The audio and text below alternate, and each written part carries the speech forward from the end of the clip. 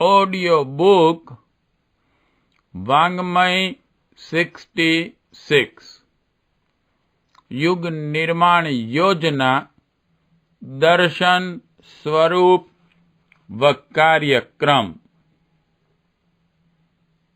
Chapter 2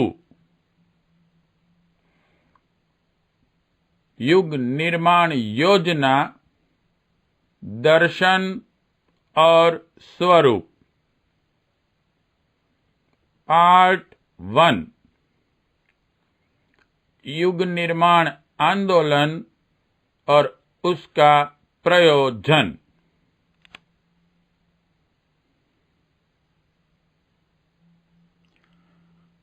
युग परिवर्तन का अर्थ है विचार परिवर्तन। यदि जनसाधारण की वर्तमान मान्यताओं एवं आस्थाओं का स्तर बदला जा सके तो हाड़ मांस की दृष्टि से ज्यों का त्यों रहने पर भी मनुष्य आश्चर्यजनक रीति से बदल जाएगा। साधारण राजकुमार का भगवान बुद्ध, एक जघन्य डाकू का ऋषि वाल्मीकि, दुर्दांत हत्यारे का ऋषि अंगुलीमाल, वेश्या का साध्वी आम्रपाली, अशिक्षित जुलाहे का संत कबीर, अछूत का तत्वज्ञानी रैदास, व्यभिचारी का बिल्व मंगल बन जाना विचारणाओं के परिवर्तन का ही चमत्कार है। मनुष्य का हाड़ मांस का आवरण भले ही न बदले, पर विचारणाओं का परिवर्तन कुछ ही समय में किसी को भी देवता या असुर बना सकता है।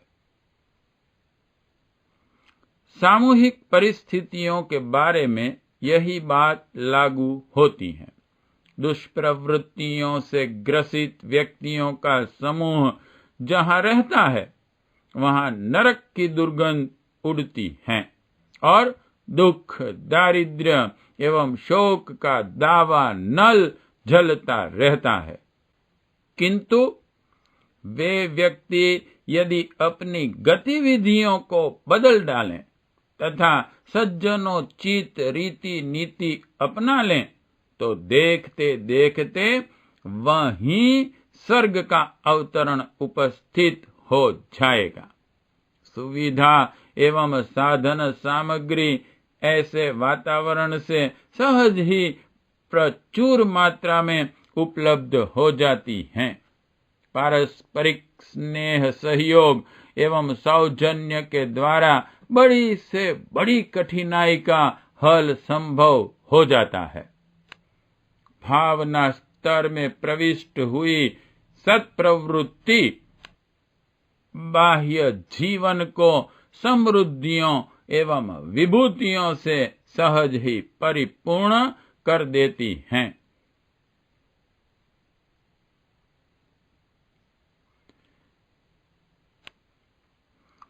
युग निर्माण का अर्थ है व्यक्तित्व एवं विचार स्तर को सत्प्रवृत्तियों से ओतप्रोत करना।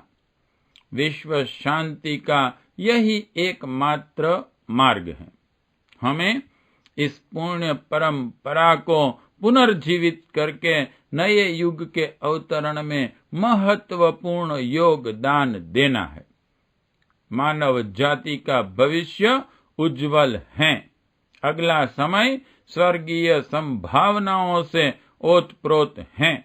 गंगा आने वाली है। भगीरथ को उसकी पूर्व भूमि का भर बनानी है। अगले दिनों मानव जाति का आध्यात्मिक उत्कर्ष होना है। इसके अतिरिक्त और कोई मार्ग नहीं। अनात्म आस्थाओं को अपनाकर व्यक्ति निजी जीवन में नारकीय यंत्रणाएं सह रहा है और सामूहिक दृष्टि से सर्वनाश के कगार पर खड़ा है। ईर्ष्या, द्वेष और लोभ, स्वार्थ से प्रेरित मनुष्य तृतीय युद्ध की विभीषिका में फंसकर अणु आयुधों से अपना सर्वनाश कर सकता है, तब विज्ञानाचार्य दार्शनिक आइंस्टीन की वह भविष्यवाणी सार्थक होकर रहेगी, जिसमें उन्होंने कहा था कि तीसरा महायुद्ध अणु आयुधों से और चौथा महायुद्ध पत्थरों से लड़ा जाएगा। तब मनुष्य के पास न इतना ज्ञान रहेगा और न साधन जिसके आधार पर वह पत्थर के अतिरिक्त और किसी शस्त्र का उपयोग कर सकें। सर्वनाश के कगार पर पहुंचने के उपरांत अब पीछे लौटने के अतिरिक्त और कोई चारा नहीं। मनुष्य बड़ा मूर्ख जानवर है, पर उसकी बुद्धिमत्ता में भी संदेह नहीं। अनात्मक रीति नीति अपनाकर उसके दुष्परिणाम उसने देख लिए। इससे वह शिक्षा लेगा ही। मानना चाहिए कि वह आत्महत्या नहीं करेगा। जो देखा, समझा और सीखा है, उससे लाभ उठाएगा, अपने को बदलेगा और उस राह पर चलेगा जिस पर चलते हुए स्वयं जीवित रहना और दूसरों को जीवित रहने देना संभव हो सकता है। अगले दिन इसी प्रकार के आ रहे हैं। मनुष्य मूर्खता का अध्याय समाप्त कर बुद्धिमत्ता का शुभारंभ करने जा रहा है। इस भवितव्यता में हमें अनुकूल भूमिका प्रस्तुत कर अपने को श्रेय साधकों, भगीरथों की पंक्ति में खड़ा करना चाहिए। युग निर्माण परिवार यही कर रहा है। युग निर्माण आंदोलन का लक्ष्य मानव समाज को स्वस्थ शरीर, स्वच्छ मन और सभ्य समाज की महान उपलब्धियां प्रदान करना है। यह तीनों विभूतियां भावनात्मक नवनिर्माण के द्वारा ही संभव होगी। आत्मनिर्माण, परिवार निर्माण और समाज निर्माण की तीन साधनाएं पूरी करने से ही उपरोक्त तीन वरदान मानव जाति प्राप्त करेगी, जिससे चिरस्थायी सुख शांति का आनंद एवं संतोष लाभ किया जा सके।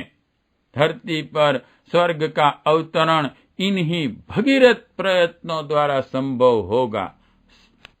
सतयुग एवं राम राज्य की पुनः प्रतिष्ठापना का यही एकमात्र मार्ग है।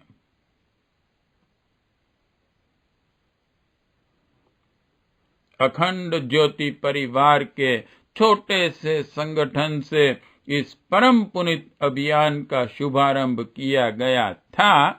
बीज तब छोटे रूप में बोया गया था, पर आगे चलकर यह उस विशाल वट वृक्ष के रूप में परिणत हो गया है, जिसकी छाया का आश्रय लेने वाले असंख्य मनुष्य, पशु, पक्षी एवं कीट पतंग शांति लाभ करते हैं।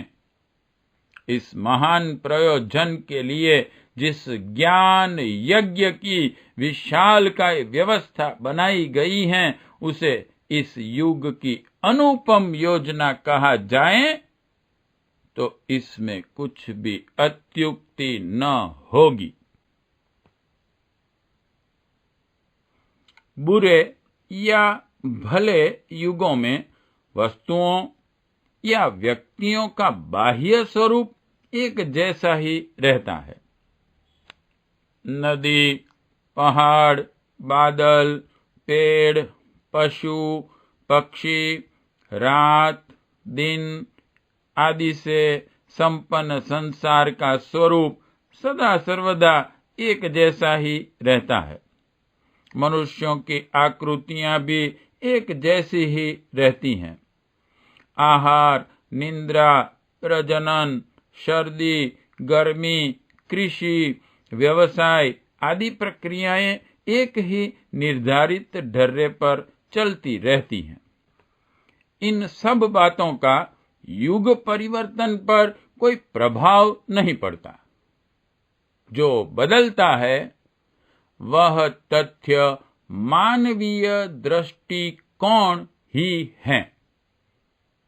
दृष्टिकोण के उत्कृष्ट एवं निकृष्ट होने से विचारणाओं एवं कार्य पद्धतियों में जमीन आसमान जैसा अंतर हो जाता है। उत्कृष्ट देवताओं की तरह स्वर्गीय आनंद उल्लास से भरा पूरा रहता है, पर जब उसका दृष्टिकोण निकृष्ट स्तर का बन जाता है तो उसका मस्तिष्क एवं शरीर उस तरह की गतिविधियां अपना लेता है जिनसे कलह, क्लेश, शोक, संताप, अभाव, अनीति की नारकीय परिस्थिति उत्पन्न होकर सर्वत्र दारुण दुख, दारिद्र्य भरी अशांति एवं दुर्गंध फैल पड़ती है। यही कलि युग एवं सतयुग का नरक एवं स्वर्ग का अंतर है। मानवीय दृष्टिकोण के इस हेर फेर को ही युग परिवर्तन कहना चाहिए। परिस्थितियां विचारणा की दासी हैं। मनुष्य की भावनाएं, प्रवृत्तियां एवं अंतः प्रेरणाएं जिस दिशा में चलती हैं उसी के अनुरूप भली या बुरी परिस्थितियां सामने आकर खड़ी हो जाती हैं। अच्छी परिस्थितियां एवं साधन सुविधाओं से भरे वातावरण में जन्मे व्यक्ति अपनी भावनात्मक हीनता के कारण कुछ ही समय में दुख, दारिद्र्य एवं शोक, संताप भरी दुर्गति के गर्त में जा गिरते हैं। इसके विपरीत विपन्न परिवारों एवं परिस्थितियों में जन्मे व्यक्ति अपनी भावनात्मक उत्कृष्टता के कारण प्रगति पथ पर तीव्र गति से अग्रसर होते हुए चले जाते हैं। चमड़े की आंखों से ही यह दिखता है कि मनुष्य साधनों एवं परिस्थितियों के आधार पर ऊंचे उठते आगे बढ़ते हैं, पर ज्ञान चक्षुओं से देखने पर वस्तु स्थिति दूसरी ही प्रतीत होती है। तात्विक चिंतन से पता चलता है कि मनुष्य का व्यक्तित्व एक प्रचंड चुंबकत्व से भरा पड़ा है। वह अपने स्तर के अनुरूप परिस्थितियों एवं साधनों को अपनी ओर सहज ही आकर्षित कर उन्हें सहज ही एकत्रित कर लेता है।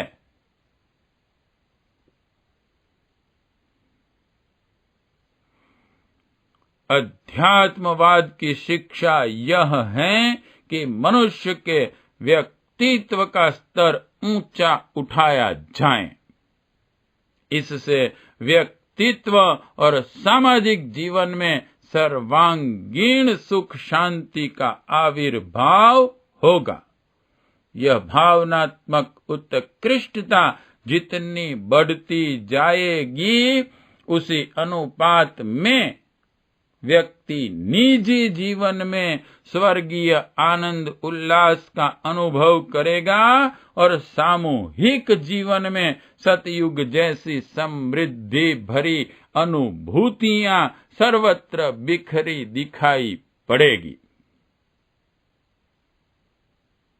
भौतिकवाद की शिक्षा यह है कि कैसे भी बने उचित अनुचित रीति से जल्दी अधिक से अधिक मात्रा में समृद्धि एकत्रित करो, लोगों को छल बल से प्रभावित कर अपना काम निकालो। इस तरह कम समय तथा कम श्रम में अधिक उन्नति की जा सकेगी। आज इस रीति नीति को बहुसंख्यक लोगों ने अपना रखा है। फलस्वरूप आटे के प्रलोभन में जान गंवाने वाली कहावत चरितार्थ हो रही है। मृग तृष्णा में भटकने वाले हिरन की तरह लोग सुख के स्थान पर विविध यंत्रणाओं, व्यथा, वेदनाओं का त्रास सह रहे हैं। व्यक्ति एवं समाज की चिरस्थायी सुख शांति, प्रगति, समृद्धि की प्रतिष्ठापना का एकमात्र मार्ग यही है कि हमारा सबसे अधिक ध्यान अपने व्यक्तित्व का स्तर ऊंचा उठाने वाले गुण, कर्म, स्वभाव के परिष्कार पर केंद्रित किया जाए। इसी राह पर चलते हुए व्यक्ति स्वर्ग के और समाज सतयुग के आनंद को प्राप्त करेंगे।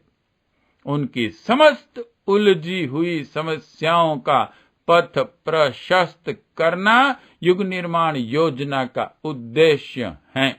इस आंदोलन के अंतर्गत उसी प्रक्रिया की पुनरावृत्ति की गई है जिसके आधार पर समय समय पर संसार को विपन्न परिस्थितियों के भंवर में से उबार कर सुख शांति के तट पर लाकर खड़ा किया जा सकता है।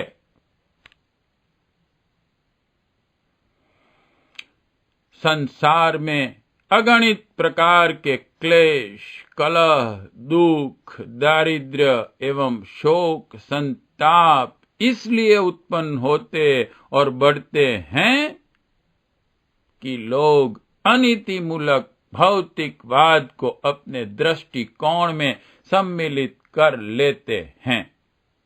यह भूल जब तक सुधारी न जाएगी तब तक रोग बढ़ता ही रहेगा और विपन्न से विपन्नतम विभीषिकाओं का सर्वनाशी सृजन करता चला जाएगा।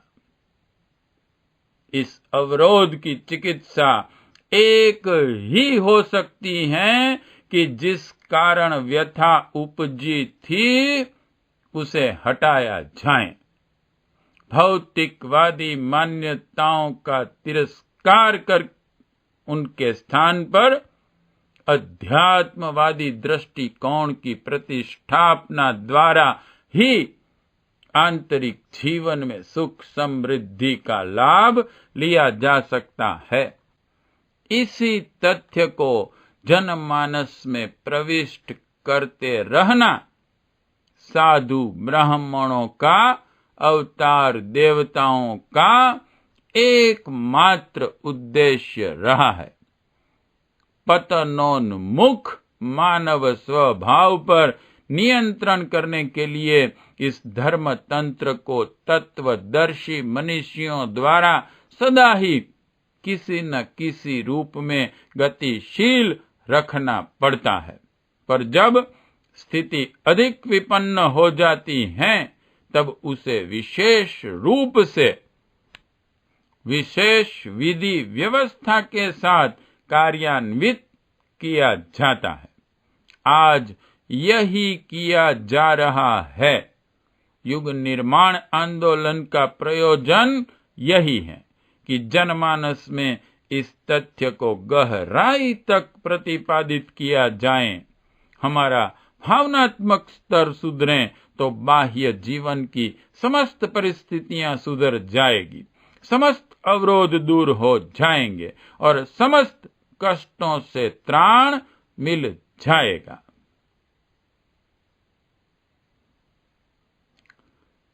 हमारा ज्ञान यज्ञ इसी उद्देश्य की पूर्ति के लिए है। जन साधारण का विचार स्तर, भाव स्तर, दृष्टिकोण, जीवनोद्देश्य एवं क्रियाकलाप मानवोचित गौरव के अनुसार बदल दिया जाए। इसी प्रयोजन को लेकर युग निर्माण का भावनात्मक आंदोलन समय की सबसे बड़ी आवश्यकता के रूप में आविर्भूत हुआ है। पार्ट 1